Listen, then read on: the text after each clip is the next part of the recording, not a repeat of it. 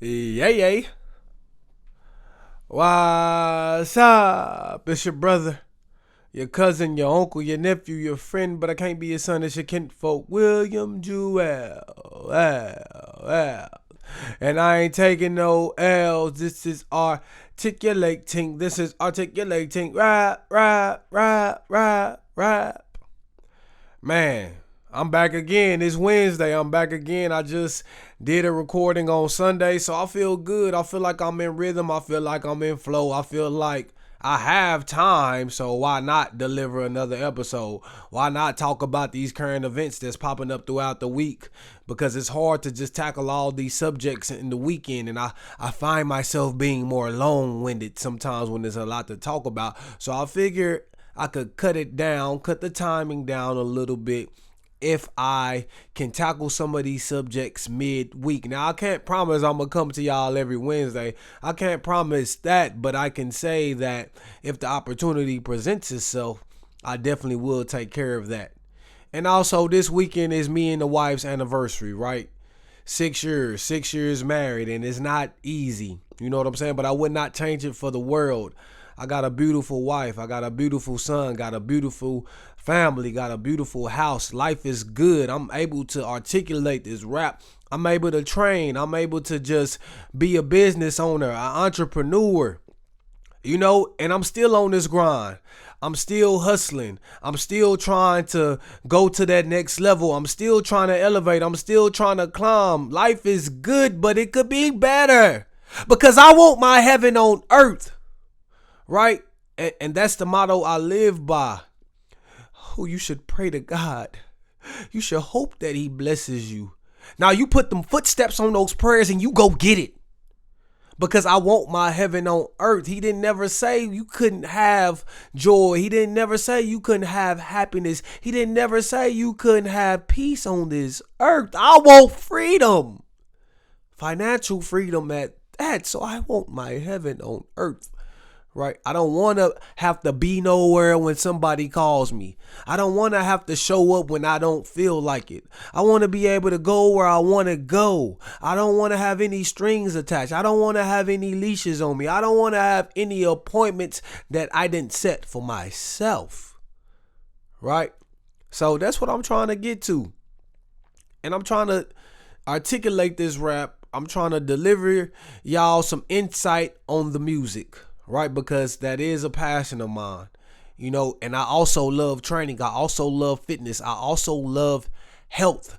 And I believe that if you're healthy, you're wealthy. I believe that if you have health, that if you have strength, that if you have cardiovascular endurance, that if you're eating the proper way, your longevity will be full of quality.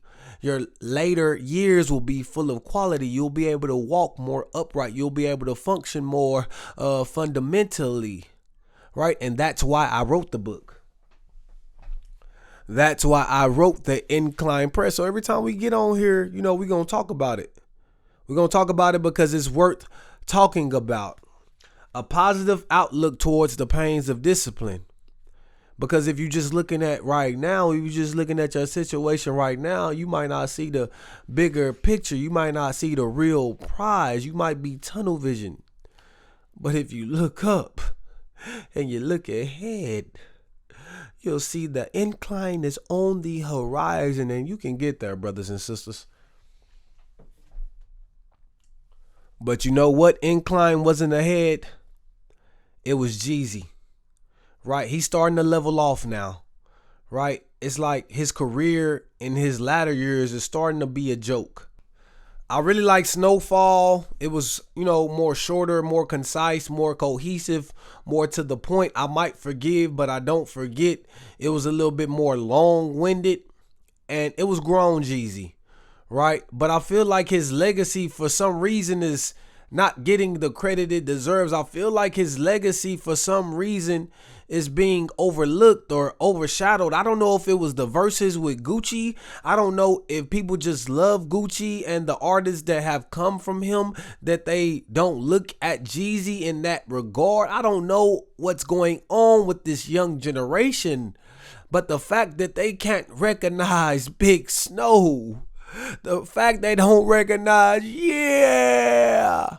The fact they don't understand that Thug Motivation 101, that summer of 2005, I was a freshman.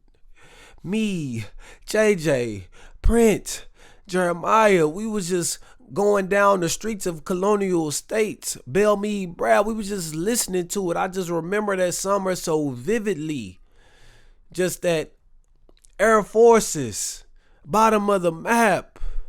I just remember that. And then what I remember it so vividly, it was such a movie, in my life. It was such a memorable moment, that album. And when I'm listening to it on the tiny desk and Jeezy's trying to get that crowd participation going, it seems like they don't know the words. It seems like they're not willing to participate.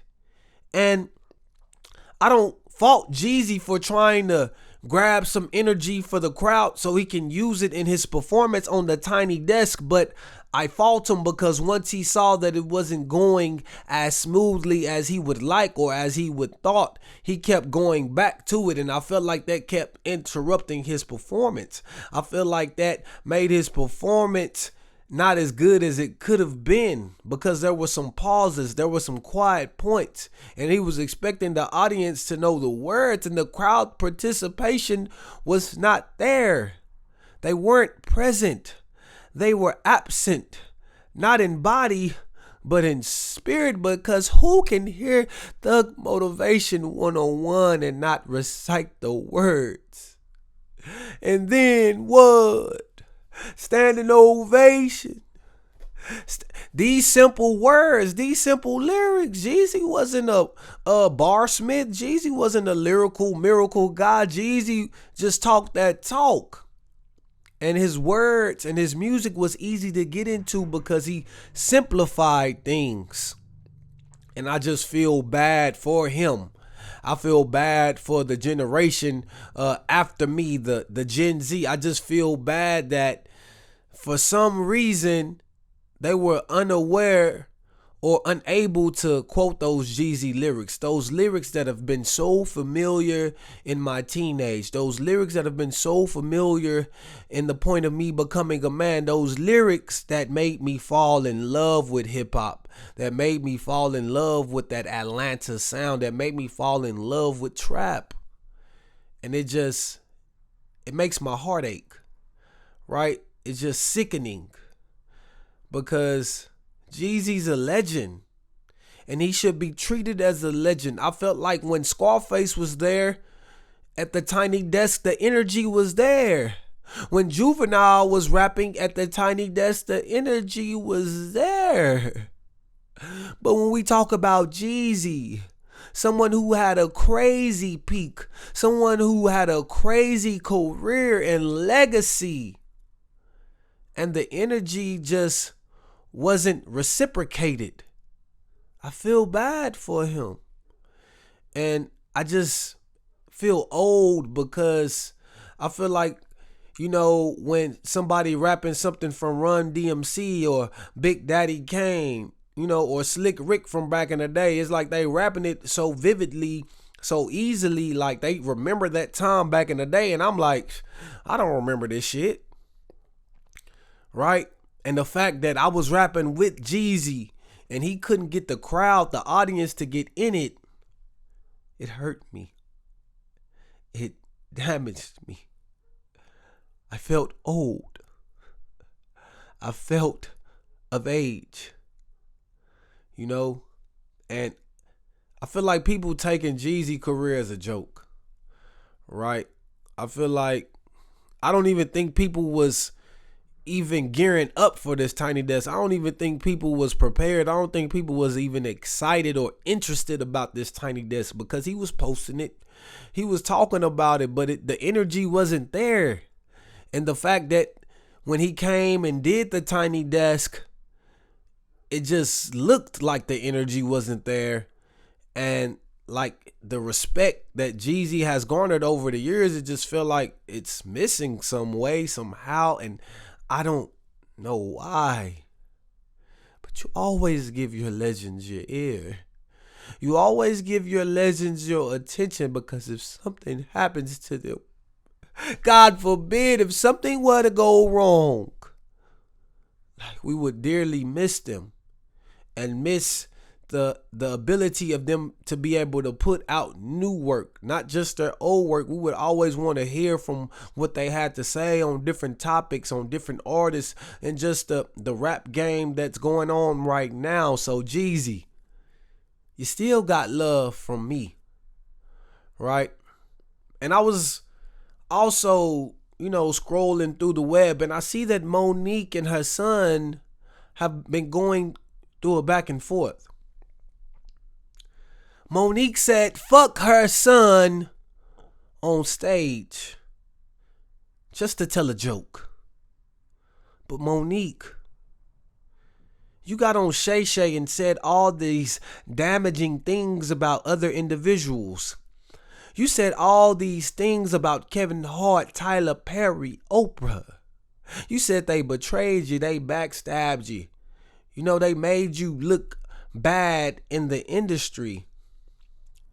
But you have the gall, right? You have the courage. You have the balls to go on stage and say, fuck your own son. Someone that came from your womb. Someone that came from your own loins. You say, fuck him? Right? He was on TikTok saying my mom gave me things. And then she would be mad at me if I didn't show that I was excited about it, that I didn't show that I was grateful. But all I wanted was her time. Monique, you tried to trade your time in for material things. You tried to trade your time in for money. And now when you look at your motherhood, now when you look at what your son has become, now when you look at the relationship between you and your son, it's not roses. Right? It seems irreparable. It seems damaged, right? It seems dysfunctional. So I don't understand. How can you sweep around everybody else's front door? How can you be worried about all these other people in the industry and you're not taking care of home? And you weren't the mother that a child could be proud of, and you weren't the mother that a child could depend on in his darkest times. And I'm not the perfect father, but when I look at my son, I could never see myself saying, fuck you. Because that's my son. Because I brought him in this world. And whatever he does and whatever he becomes, it's always going to be a reflection on my parenting. It's always going to be a reflection on how I handled him, how I treated him, how I talked to him, how much time I spent with him. Right? Did I spoil him? Is he entitled? Right? My son is always going to be a mirror image of me. And I can't say fuck myself. Right? I can't say screw myself, because when I see myself in the mirror, I love myself. When I see myself in the mirror, I'm proud of myself. When I see myself in the mirror, I can live with the results that I see. Right? And I want to be able to do that with my son. When it comes to my offspring, when it comes to my seed, my child, I can't see myself going on stage just to make a joke. I can't see myself doing that. And it's not shame on Monique, right? It's just more of why. It's more of, did you have to? Isn't there another way to handle this? Isn't there a better joke? Just like Shannon Sharpe was saying about Eddie Griffin. And now I'm starting to feel bad for Shannon. I'm starting to feel bad because all these comedians are coming after him. But the only reason why I don't have as much sympathy as I would have is because the energy he brought on the show, the energy he brought on the platform. He called Mace a fake gangster. He called him a roly-poly built ass boy, right? And you expect him not to shoot back? You expect him not to say anything? right? Eddie Griffin, I don't like it, bro. You're clout chasing. You're trying to do what Monique, Cat Williams, Mike Epps have already done, and your strategy is obvious. But Shannon Sharpe, you're still responding. You're still talking about it.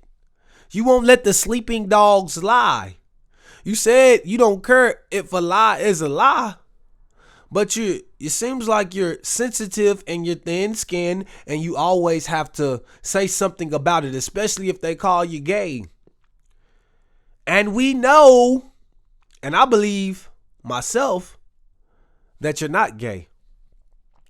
But for some reason, that's a trigger for you. And anytime that comes up, it seems like you have to respond, right? And I feel like the comedians are starting to see that target on your back. They starting to see your weakness. They're starting to see what triggers you.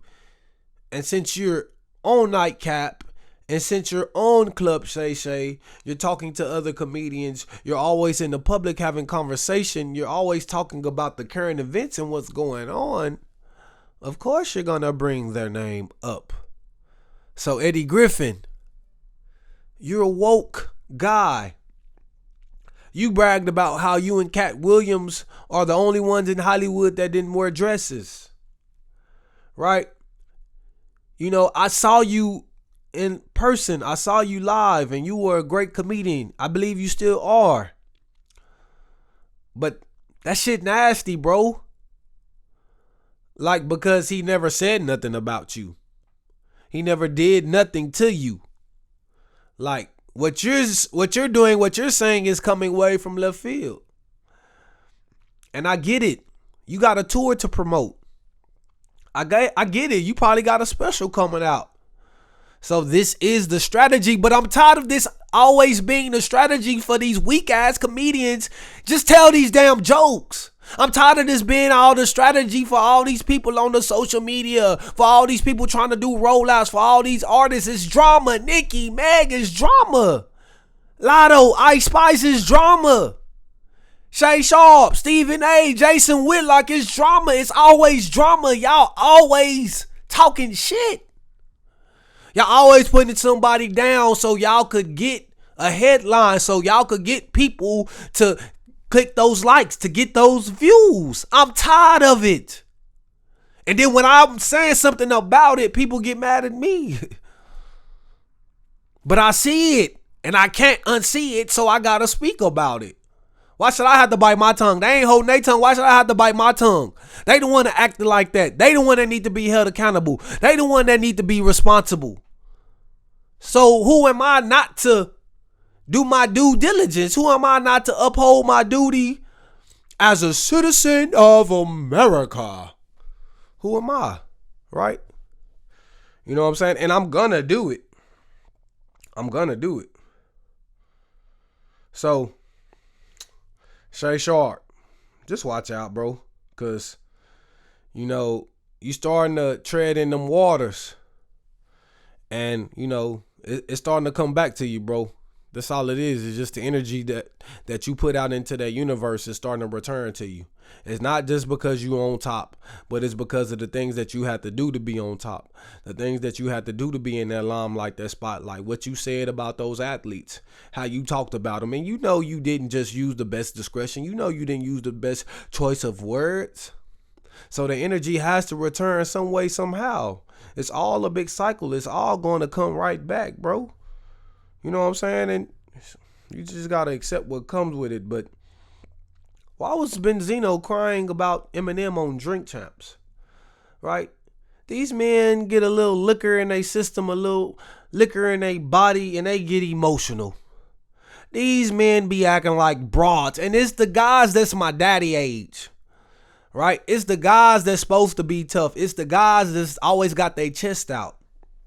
They acting like bras. They acting like women. They acting so emotional, so sensitive. Man, we can never tell how we really feel because y'all don't care, right? And if we tell how we feel, y'all are just going to throw it right back in our face. Well, you can't be dissing a man for years and cry about it. I know he somewhat got your daughter involved, but you know Eminem is just doing it for play. Eminem is just doing it to have fun with rap. And we know that's how Eminem came in the game. Slim Shady, right? He's always been a controversial artist. So sometimes you gotta take what he says with a grain of salt. Although y'all have had y'all back and forth. And some people like the Benzino diss. But that diss becomes null and void. That diss becomes irrelevant when you're shedding tears on Drink Champs about the relationship between you and him and it's not going right. It just looks bad, right? And, you know, I understand it. It's weighing heavy on you. I understand the burdens of a man and you just want to release it. You just want to get it out. It just doesn't make any sense. It's just too much to deal with. Everybody coming into your DMs, all of his fans talking shit about you, all of the publicity, all of the blogs, but you're dissing on songs. And not just one, that was about 2 or 3 disses. So, like I told Sharpe, when you put that energy out, it's going to come back. It's going to circle back through and come hit you. And that's what happened. And when all that energy, when all that pent up anger, that aggression, that frustration, that depression, that anxiety, when all that's built up, sometimes you got to release it.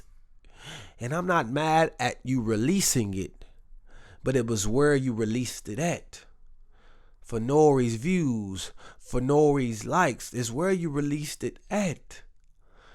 I think that didn't make you look good. I don't think that made you, compassionate. I don't think that made anyone want to be compassionate for you. Because at the end of the day, you did it to yourselves. And you know what I'm saying? Us as grown men, we got to accept the responsibility. We did it to ourselves. Future, you had a baby by Sierra and you did your thing. And now people are calling Russ your son's dad. You got people defending you and saying, stop saying this is dad. That's his stepdad. No.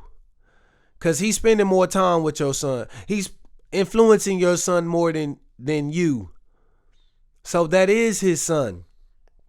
Right? And like I said, the parents that don't like the kids, they call them the step kids.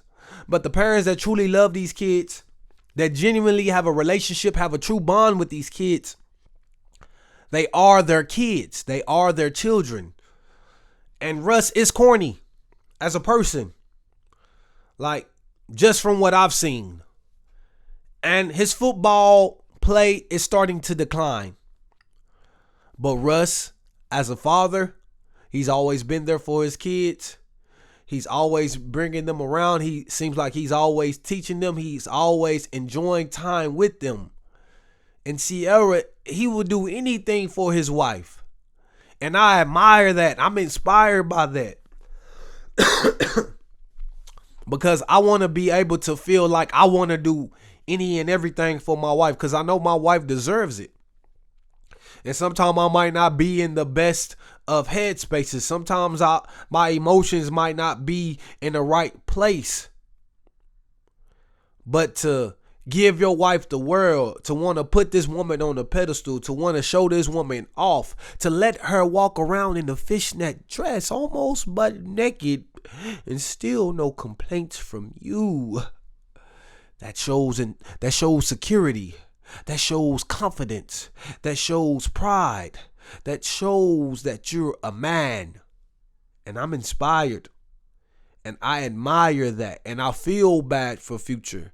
Only because he's putting out the energy that's returning to him. I really been in the field. Fuck Russell.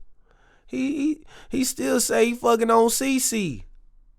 Right? He's still saying these type of damning things, and then when he sees his son having fun with Russ, having a good time, and you know Russ is the one that's parenting him, you know Russ is the one disciplining him, giving him that structure, you know Russ is the one that's being the real father. And sometimes Future might see him on the weekends if they let him, because they know what he's actually doing. in his downtime. He's on that Percocet. He's on that Molly. He on that lean. At least that's what he say. Maybe he could be different in real life, but at the same time, you gotta understand, bro. You gotta understand. Like, if you're not there, if you didn't want that woman, and you had a child with that woman, and you cast that woman off to be with another man, you gotta accept what come with it. Right? If you divorce a woman because you want to be happy, because you were miserable in a relationship, you got to accept what come with it. And that's going to be sometimes her not putting these kids in the most favorable situations, right? And that's going to be sometimes her having another man in their life, having another man in the house, having another man shepherd and lead and protect and love them the way you were supposed to, the way you could have if you would have stayed committed, if you would have stayed in a relationship. So at the end of the day, you can only blame you. You can only be mad at you. So, Sierra, beautiful, Russ, he treats his woman like a queen. And Future, he just be talking shit about him because he's toxic. But in a real life situation, in reality, that shit trash too. That shit corny too. Cause this nigga taking care of your family. This nigga taking care of the wife. He's taking care of your kid. And you're dissing him for being a stand-up guy. That shit is whack. Shit corny and lame. But we applaud it. We like it because it's toxic. It's controversial. But it's really trash. You know what I'm saying? For a man to diss a man that's taking care of his seed because he didn't want to do the right thing. He didn't want to step up. He didn't want to make that woman his wife, but he want to have a baby with her. He want to screw her. He want to, you know what I'm saying, do all the everything that came with it. But when it was time to step up and be that guy, he didn't want to be that guy. And when you make these decisions, this is the outcome. This is the results. This is the real world. This ain't no video game. So, man, I don't want to hear that shit. I just saw some on TMZ with Donnell, Rawlings, and Cory Holcomb getting into it, right? More comedian action, more comedian beef, right? And to me, Donnell Rawlings, Ashy Larry, one of Dave Chappelle's good friend. He's been on plenty tours, done plenty shows with Dave Chappelle, and we know that Cory Holcomb, he talks shit about everybody. Right, we know Cory Holcomb style of comedy, right? And sometimes when you talk shit about everybody, you're projecting, right? When sometimes you talk shit about everybody, is hate mixed in it, bro. And, you know, to say that he was mild, to say that he ain't funny, bro, dude is very hilarious. Dude is ridiculously funny. Donnell Rawlings, he one of the best comedians out there doing it. And I feel like he's underrated, right? But I can't wait till he say got a special coming out called A New Day. I can't wait till he put that special out so everybody can kind of see what he do and see his full skill set on display. He did it on the Snoop special. So go on Netflix and watch that Snoop Dogg special that was with Cat Williams. Donnell Rawlings is a genius. He funny as hell. And there's not many comedians out there doing it like him. Y'all get on these platforms, y'all get on these soapbox, and y'all talking, y'all using the controversy, y'all using somebody else's pain, y'all using somebody else's trauma, y'all using somebody else's drama to be funny. But where's the pure stand-up? Where's the pure form of comedy? Where's telling a joke out of thin air? Where's telling a joke based on your life? Where's telling a joke from a pure spot, right? And I get it. Like, you don't gotta be, you know what I'm saying, sensitive about what's being said. Like, I want you to say what you want to say, whether it's funny, whether it could be any type of joke. Like, I know it's sensitive times. I get it. Say what you want to say, though, because I feel like all comedy needs to be expressed. Everybody should be able to laugh at themselves, right? Blacks, whites, transgenders, gay. I believe everybody should be able to laugh at themselves and not take themselves so seriously. And, you know, comedy is that relief, that expression that, you know, brings us joy, that brings us happiness when things are going on in our life and we might be depressed, when things are going on in our life and we feel down and we feel sad and we're dealing with grief. We could turn on Donnell Rawlings, we could turn on Cory Holcomb, we could turn on Cat Williams, we could turn on Dave Chappelle, we could turn on Dion Cole, we can turn on these comedians and we can laugh, right? And our heart can be full, our heart could be okay, you know, a heart could be held together, the pieces, the fragments could be held together in just that 45 minutes to 1 hour of comedy. And I miss that about comedy. Eddie Griffin, can you hear me? I miss that about comedy. Stop trying to be so controversial to sell tickets. Stop it, because it's whack. It's obvious, and it's not creative. It's not original. You're not using your talent for the best of its ability. So I just want comedy to go back to what it was. I want comedy to be funny again and stop worrying about the slap from Chris Rock. There was 2 to 3 specials. Everybody talking about the slap from Chris Rock. I just want somebody to say some shit that's funny, that never happened. Something made up. Just create a story, right? But it's always mess. And I get it. You know, you tell comedy from current events, right? Tell comedy from current events. I'm not mad at that. But I just wish it was just in a better place right now. Because ever since that interview with Cat Williams, and even before that, Cory Holcomb been on his bullshit. Even before that, Cat Williams, Monique been saying what they been saying. And D.L. Hughley, all these other comedians been saying what they been saying, and it's all good. But I just wish they go back to being funny. I wish they would go back to that pure form of stand-up when we watched Comedy View back in the early 2000s, when we watched Def Comedy Jam when Martin was the host, Bernie Mac, Kings of Comedy, John Witherspoon, R.I.P. Pops, right? I miss those days, and maybe they will come back. But who knows? This is William Jewell, L, and I ain't taking no L's because this is articulating. This is articulating rap, rap, rap, rap.